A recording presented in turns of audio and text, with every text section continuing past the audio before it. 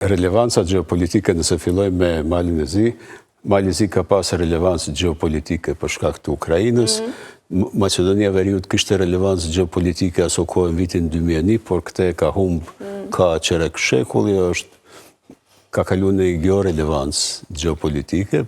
Pra je relevant nëse je problem, potencial, edhe Macedonia nuk është, Macedonia Veriut nuk është, që na sjell të Shqipëria, e cila problemin më të madh geopolitik e ka pas në shekullin 21, ka pas me Ballis Morinën në stadionin e Beogradit.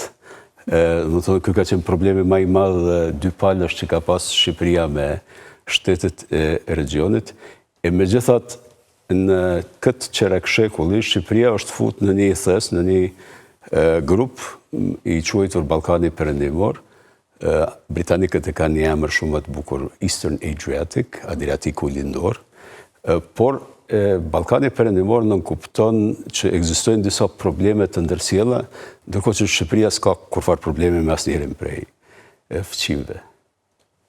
Është një nga pikët që më ka habit në fillim fare se kuptoja, sepse Shqipëria vihej në të njëjtin grup me vendet e ish Jugosllavisë.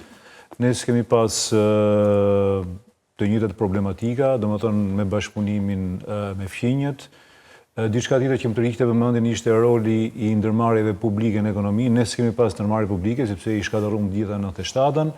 Kështu që nuk e kuptoja derisa më në fund. Edhe institucionet me ndërmarrjet me fatkeqësisht, po do vim edhe ke institucionet sepse kjo përcakton edhe piknisjen nga është nisur Shqipëria për të arritur deri këtu ku është, ku së bashku me Malin e Zi, tash ju jeni çik më përpara që është e mrekullueshme, edhe shpresoj që në 2028-2029, domethënë të jemi të paktën të dyja vendet, të dyja të jenë në Bashkimin Evropian.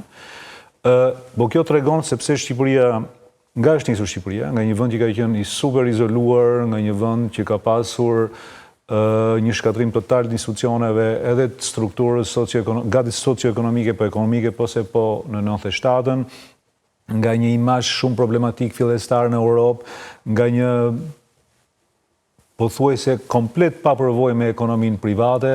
Domethënë, kur shikon pikën, kur kthen kokën brava dhe shikon nga kemi ardhur, është me të vërtetë dinamika dhe akselerimi i ndryshimit në Shqipëri janë radikale. Nuk ka ndodhur në një vend.